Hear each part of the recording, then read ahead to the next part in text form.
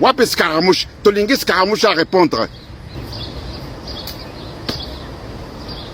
Mes chers amis, bande konangai na kosabinote match bandi, match bandi na ndenge amukete, match bandi bolandi ndenge déclaration ndenge ah non, président Kagame alobi boye. Ce qui bolanda ki angote. Alobi ke akoki kotambola 2000 km, muntu akostope azalite, muntu akosala ya azalibot. Wapi Scaramouche, tolingi Scaramouche à répondre. Parce que Goma izalaka lisusu te. Félix alobaki à côté de ma partir ya mboko wap na Goma. À partir ya Goma akola la pongité. Na partir ya Goma akokota Zamba. À partir ya Goma ako changer chef de l'État à partir ya Goma. Mais baninga nangai. Mathieu Zamabe. Président Kagame alobi boye. À partir ya 2000 km ako rejoindre Kinshasa. Woo! Mathieu Zamabe baninga po président Kagame alobi boye 2000 km.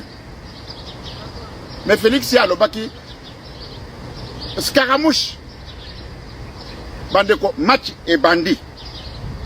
Président Kagame alobi ke makambo nyonso basalaki na mboko wapi na États-Unis banini etali ete wana za problème ya économie. Mais ce que ye makambo etalié ezali makambo ya sécurité ya mboka na ye. Et pas ya telemi abi mboka na ngai il faut ezala na sécurité. Ye moko il faut ezala en sécurité.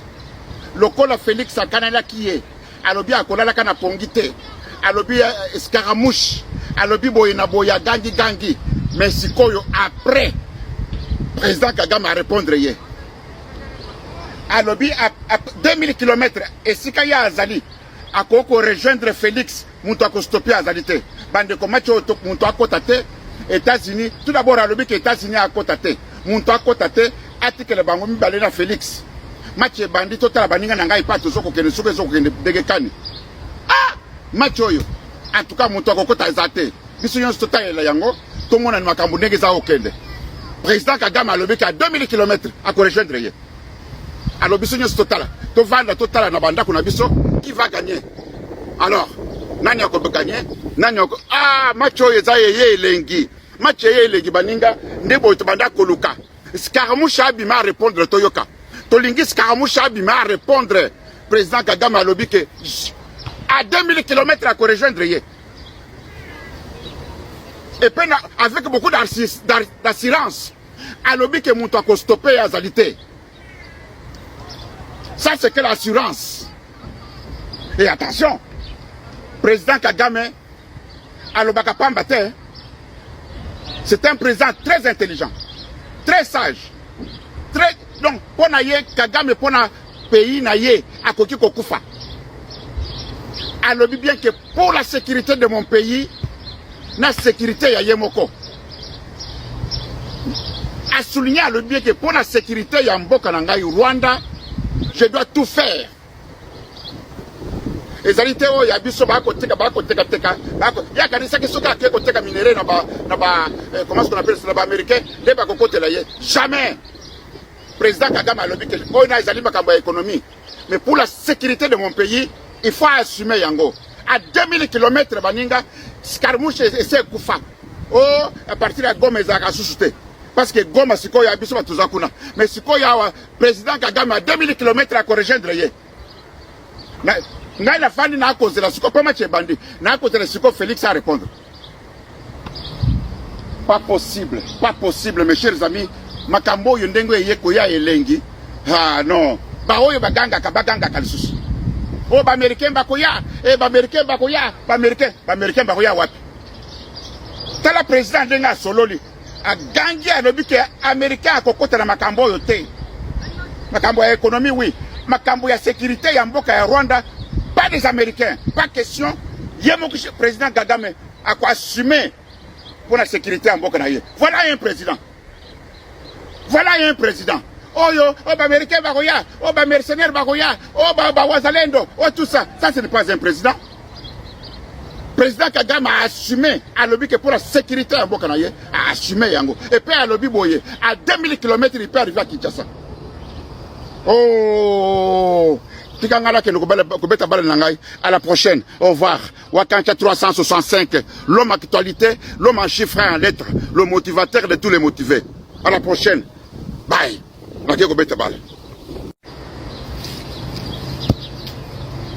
Sais-tu comment l'actuel président est devenu président? On l'a simplement appelé au bureau et cet homme pensait faire une bonne affaire en lui remettant le pouvoir. Sais-tu aussi qu'il y avait en fait des témoins? Des chefs d'État. Tu le savais? L'un d'eux était l'ancien président du Kenya, Uhuru Kenyatta. L'autre, c'était, le président de l'Égypte, Sisi. L'autre, c'était le président Ramaphosa d'Afrique du Sud. Tu devrais aller les voir et leur poser cette question. Donc, toute cette histoire, tu vois. Non, j'aimerais vraiment qu'ils puissent intervenir et dire « attendez une minute ». Au fait, on connaît cette histoire. Dans l'esprit des gens, ces sujets sont plus importants que eux d'avoir à s'occuper de ce problème africain. Ça ne devrait importer à personne, comme on l'a vu par le passé. Mais ils ont pris le temps. Maintenant, je vais essayer de résumer ce que, selon moi, est cet accord et comment il a vu le jour. Une fois qu'ils ont décidé de s'occuper de la question, il y a vraiment trois piliers sur lesquels cela repose. L'un est économique, si vous voulez. L'autre est la sécurité. Le troisième est politique. Et je pense que ces trois aspects sont tellement liés qu'on ne peut pas traiter l'un sans tenir compte des autres parce qu'ils font tous les trois partie du problème. En fait, ce sont les principaux éléments du problème. Maintenant, les gens ont tendance à se concentrer davantage sur l'économie pour une raison. Je pense que certains des acteurs, de la région, étaient préoccupés par le problème.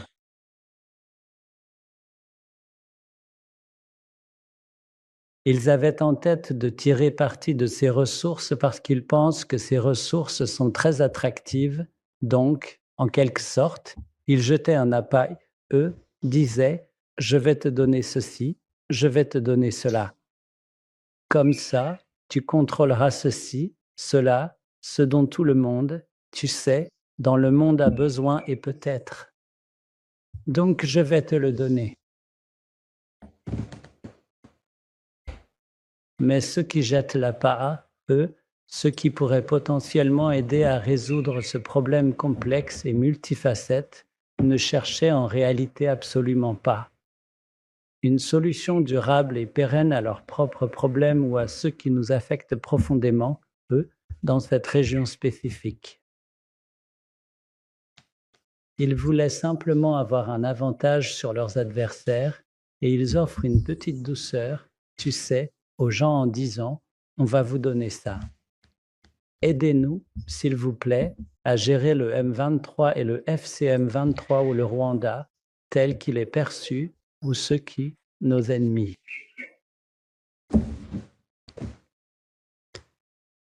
Et alors, les gens seraient simplement attirés par ça, le prendraient, s'occuperaient du problème comme le voyait le gouvernement du Congo.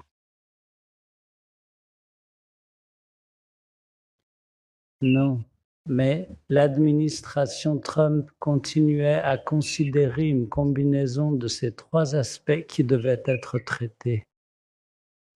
Le politique, la sécurité et l'économique. Alors que, pour d'autres, il ne s'agissait que d'économie. Tu veux de l'argent? Tu veux des minerais? Tu veux ci?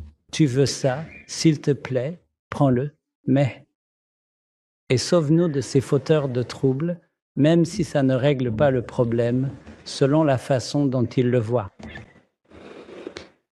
Donc, je suis sûr que c'est ce qui continue d'influencer et peut-être influencera la mise en œuvre, parce que ce que les gens avaient en tête n'est pas forcément ce qu'ils obtiennent à 100%. Mais pour résoudre un problème comme celui-ci, il faut donner et recevoir. Tu n'obtiens pas 100% de ce que tu veux parce qu'il y a beaucoup de parties concernées par le problème. Chacun obtient peut-être une partie de ce qu'il voulait, un autre obtient une partie de ce qu'il voulait, et ensemble, cela apporte de la stabilité. Donc, pour ma part, je pense sincèrement qu'il existe une réelle et significative opportunité pour que nous puissions progresser de manière concrète et efficace en utilisant ce que nous avons à notre disposition, ce qui nous permettrait d'avancer considérablement dans nos objectifs. Et pourquoi poser la question précédente, l'autre question sur la gestion antérieure, où ils étaient, différentes administrations ont géré cette affaire, c'était comme s'il y avait en fait moins de soucis sur la façon de traiter ce problème qu'on en a aujourd'hui. Parce que pour eux, c'était juste, oh oui, le M23. Ils ont fait ça. Bam, bam, bam. Peut sanctionner ceci. Peut le Rwanda. Bla bla bla bla bla, et c'est tout. Mais comment peut-on, comment gérez-vous des choses comme ça et vous attendez-vous à? Eux, je ne pense même pas qu'ils aient, eux, tiré des leçons de l'histoire. En fait, ce sont les mêmes personnes aussi qui ont échoué à cette époque-là. Et eux, parce qu'on a parlé à beaucoup d'entre eux. C'est comme, oui, mais qu'est-ce que tu penses de cette histoire avec Trump? Tu sais, oui, tu vois, on comprend, mais... Et c'est comme s'ils ne cachaient même pas, eux, le fait qu'ils sont déçus parce qu'ils ne sont pas au centre de tout ça. C'est comme, qu'est-ce qu'on a pour nous, qu'est-ce qu'on y gagne? Et je leur dis, mais ça ne me regarde pas. Vous étiez là toutes ces années à ne rien faire, sauf faire les mauvais choix. C'était, j'en ai interrogé certains, quand vous vous êtes vraiment investis à fond et que vous vouliez, ou que vous sanctionniez le Rwanda, sanctionniez le M23, encensiez l'autre temps, et puis, eux, restiez vagues sur le FDDRR et... Vous savez, qu'est-ce que vous pensiez vraiment faire pour résoudre le problème? Alors, pourquoi me poser la moindre question? Vous auriez dû me demander à ce moment-là. Vous l'avez fait. Je vous ai expliqué. Vous ne m'avez pas écouté. Vous avez décidé de faire les choses à votre manière parce que vous pensiez, eux.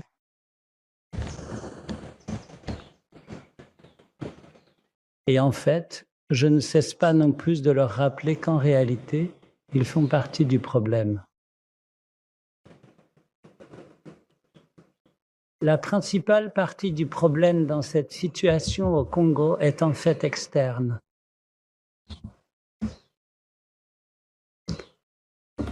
Regardez, la présence de l'ONU au Congo.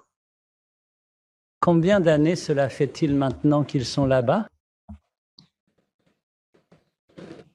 Donc, et je continue de demander aux gens, vous avez commencé il y a longtemps et vous avez décidé de créer cette mission. C'est vous qui l'avez fait. Mais cela fait quelques décennies qu'elle est là. Vous ne faites jamais le bilan de ce que vous avez accompli, de ce que vous faites là-bas. mais vous continuez à faire tourner la machine. Elle continue d'avancer. Deuxièmement, en plus de cela, si vous regardez, vous avez entendu parler de quelque chose appelé, le groupe d'experts qui vous raconte ce qui se passe sur le terrain, qui sont censés guider certaines actions, et ainsi de suite. L'expertise qu'ils fournissent, les rapports qu'ils rédigent, en réalité, n'ont rien à voir avec la situation elle-même. Ces rapports ont été écrits il y a longtemps, il y a bien longtemps, lorsqu'on leur a confié la mission. Donc, ils viennent juste s'assurer que tout correspond à cela comme origine. Parce que c'est pour ça que vous verrez toujours que ce sont tous les autres qui sont coupables de différentes choses dans cette situation, sauf les véritables auteurs. Vous ne verrez jamais qu'ils écrivent quoi que ce soit de complet, de manière exhaustive, sur le FDDRR. Vous ne verrez jamais qu'ils écrivent quoi que ce soit de façon exhaustive sur la façon dont les institutions gouvernementales sont liées au FDDRR dans la propagation de l'idéologie de la haine, de l'idéologie génocidaire. Des choses qui se font ensuite en plein jour, devant tout le monde, alors on se demande comment des experts peuvent ne pas voir ça. Mais dans tous les rapports, 75% des responsabilités sont attribuées à l'AFCM 23 et au Rwanda. Et l'affaire est verrouillée parce qu'il y a le M23 soutenu par le Rwanda. Vous me direz, dans vos recherches, si vous avez déjà vu quelque part que la RDC soutient le FDDRR. Jamais vous ne verrez cela. Donc le récit est déjà écrit. Ils viennent juste ici pour s'assurer que les choses sont ajustées afin de correspondre à ce qu'ils veulent. Ils parlent des minerais, ces ressources naturelles essentielles, comme étant véritablement le point central et la cause principale de l'intégralité du problème actuel. D'ailleurs, ils devraient aussi se blâmer eux-mêmes, parce que si vous mettez en avant les minerais encore et encore, et qu'ensuite vous reprochez à quelqu'un de dire « oui, nous avons un accord sur les minerais, mais autour de ça, nous voulons résoudre le problème ». Parce que ce sont eux qui ont mis les minerais en avant dès le départ. Alors comment peuvent-ils reprocher à l'administration Trump de dire « nous avons conclu un gros accord sur les minerais ». Oui, mais c'est vous qui avez fait des minerais le problème, c'est vous qui blâmez tout le monde, y compris l'administration Trump. Mais la façon dont ils utilisent ça, c'est comme si le Rwanda était simplement au Congo à faire n'importe quoi, à soutenir le M23 ou même, selon eux, l'existence même du M23 serait liée aux minerais. Donc ils continuent à jouer, voire à exagérer ce récit.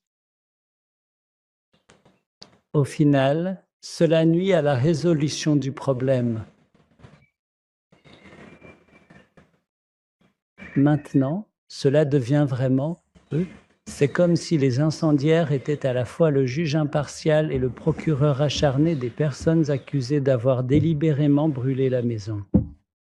C'est une situation tout à fait paradoxale et profondément injuste. Ceux-là même qui ont incendié la maison sont ceux qui se retrouvent à juger, à poursuivre et tout le reste. C'est ce qui fait passer. Donc certaines personnes simplifient trop cette affaire, et ne s'arrêtent qu'à la surface. Il s'agit de blâmer l'AFCM 23, le Rwanda, blablabla, l'ancien président de... RDC que vous avez mentionné. Au fait, savez-vous que peut-être, je ne sais pas pourquoi vous devriez, il ne faut jamais oublier les choses de façon commode. Vous savez comment l'actuel président est devenu président? On l'a simplement appelé au bureau et cet homme pensait qu'il faisait une bonne affaire et ils lui ont remis le pouvoir. Savez-vous aussi qu'en réalité il y avait des témoins? Des chefs d'État. Le saviez-vous? L'un d'eux était l'ancien président du Kenya, Uhuru Kenyatta, un autre était le président de l'Égypte, Sisi, et un autre encore, le président Ramaphosa d'Afrique du Sud. Vous pouvez aller leur rendre visite et leur poser cette question. Donc, toute cette histoire que vous voyez, ça, non, j'aimerais vraiment qu'ils puissent intervenir, venir en avant et dire « Attendez une minute, au fait, nous connaissons cette histoire. » L'histoire et l'autre chose, c'est que vous savez aussi que le Rwanda est accusé de... Le M23, le FCM 23 est en train de retourner le Congo, bla, bla, bla, et ainsi de suite. Très bien. Vous pouvez nous reprocher d'avoir fait tout ce que nous pouvions pour que le FDD ne cause pas de problème au Rwanda et à ceux qui le soutenaient. Mais vous ne pouvez même pas, et il est important de le souligner, vous ne pouvez absolument pas nous reprocher le début de ce conflit actuel parce que tout le monde sait pertinemment d'où ce conflit est réellement parti et par qui il a été initié, et cela, il faut le préciser, n'a absolument rien à voir avec le Rwanda, ni de près ni de loin. Ce M23, je l'ai déjà dit, vient de l'Ouganda. Ils ne viennent pas d'ici. Pourquoi n'en a-t-on pas fait un problème de l'Ouganda? Est-ce que ces choses dont je parle sont nouvelles pour vous? Vous ne les connaissez pas? Non, mais l'histoire sort aujourd'hui, c'est tous les jours, Rwanda, Rwanda, M23, Rwanda. Mais vous devriez aussi dire aux gens comment cela est devenu le problème du Rwanda. Notre problème était simple. Double. Après l'ARA, c'était un problème dans le passé, c'est un problème maintenant, ce sera un problème dans le futur si cela continue d'exister, menaçant le Rwanda. Il n'y a aucun moyen. Nous n'avons pas besoin, comme je l'ai déjà dit, de la permission de qui que ce soit pour protéger notre pays. Cela n'a pas d'importance. Alors celui-là, mets-le de côté. L'autre problème, c'est que le Congo déracine son propre peuple de leurs terres ancestrales et d'où qu'ils viennent, et le Rwanda n'a rien à voir avec la façon dont les personnes qui parlent Kinyarwanda sont allées au Congo. Rien du tout. On ne peut pas nous en tenir responsables. Mais ils tuent des gens en plein jour. Ils les expulsent de chez eux et les transforment en réfugiés ici, tu vois? Combien de milliers, de dizaines de milliers, de centaines de milliers de personnes originaires de là-bas sont réfugiées ici. Donc, eux, le fait que nous accueillions ces personnes, le fait que nous disions « non, on ne peut pas vous accepter dans la région », est-ce un problème dont le Rwanda devrait être tenu responsable? Est-ce un problème si compliqué que eux, des groupes d'experts, ne peuvent pas voir? Donc, je vous ai donné une explication très large à une question très simple que vous avez posée.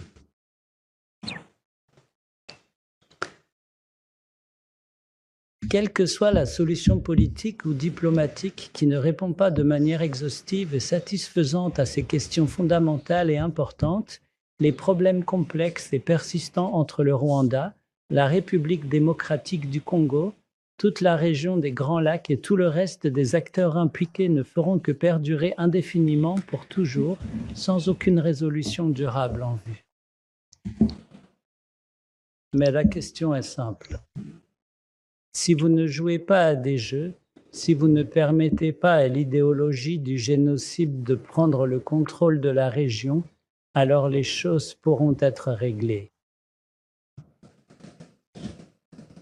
Donc, pour moi, je suis reconnaissant au président. La décision du président Trump.